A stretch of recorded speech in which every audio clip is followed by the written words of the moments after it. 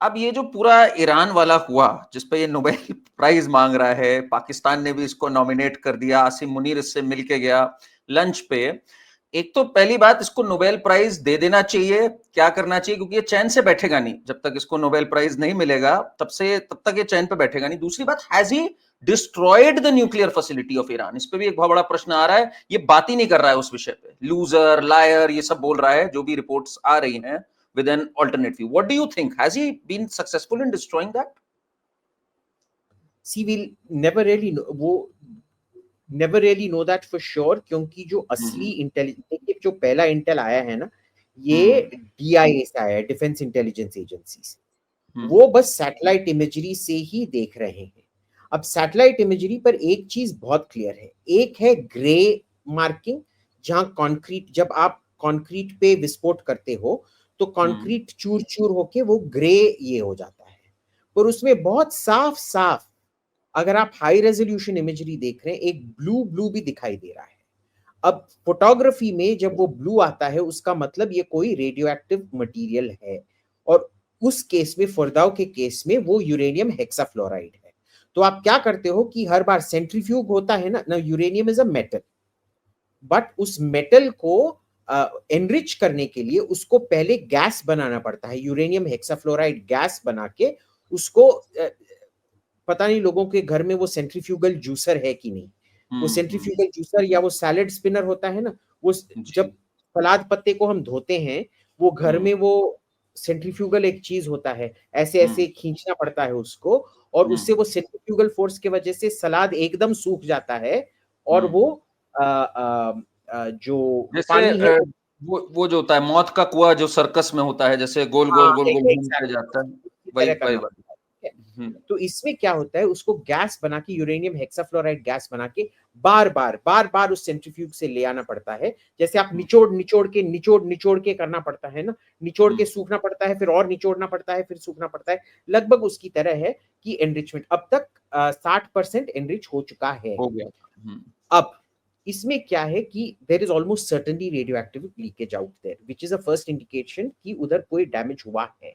अब मान लो कि डैमेज नहीं हुआ है, उसका मतलब ये है कि क्योंकि आपने उसको एक मकबरा बना दिया है, कि उसको हर साइड से सील कर दिया है, दफना दिया है उसको, तो उसको उसके अंदर जाने के लिए आपको खोदना पड़ेगा। जब आप खोदेंगे वो सैटेलाइट को दिखाई देगा, जब वो सैटेलाइट को दिखाई देगा, बस एक बम की जरूरत है उस खुदाई को रोकने के लिए। इसका मतलब ये है कि अभी ये ऑपरेशन खत्म नहीं हुआ है ना, नंबर वन। नंबर टू, जो सबसे बड़ा जो स्टोरेज फैसिलिटी था उनका एनरिच्ड यूरेनियम के लिए, 60% एनरिच्ड यूरेनियम के लिए, वो है कोही कोलांग।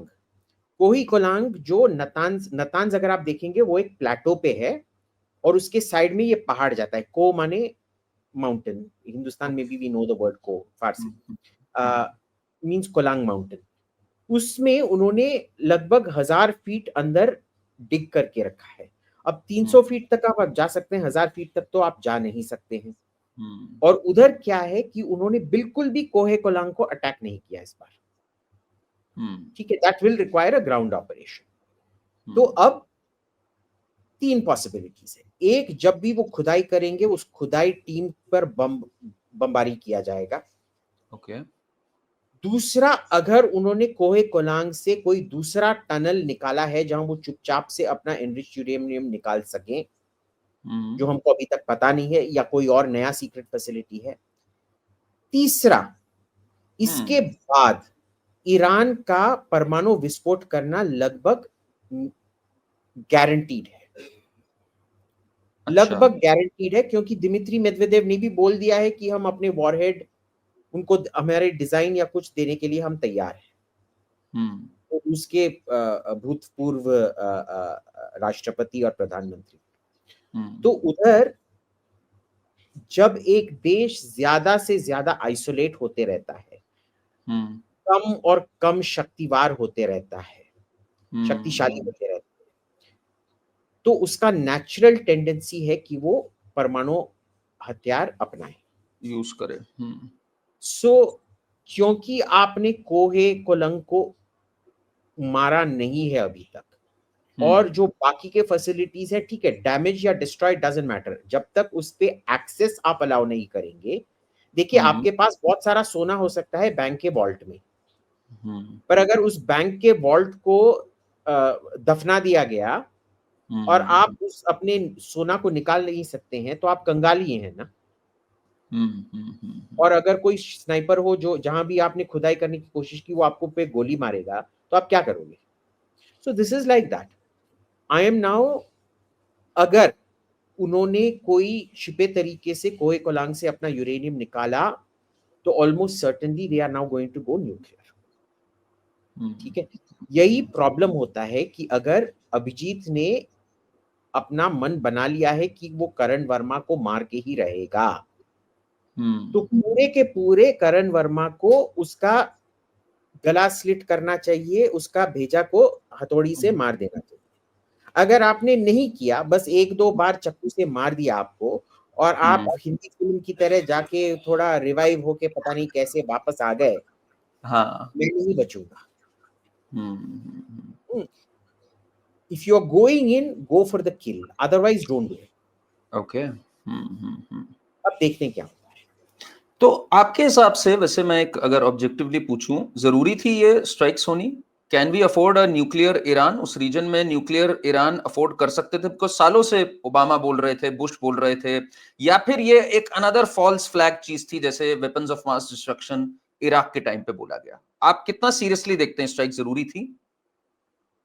बहुत सीरियसली लेता हूं। Do I think strikes way necessary? Yes.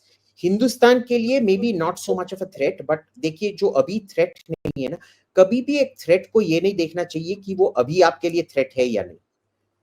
कल जो आज आपका दुश्मन नहीं है, वो कल आपका दुश्मन बन सकता है।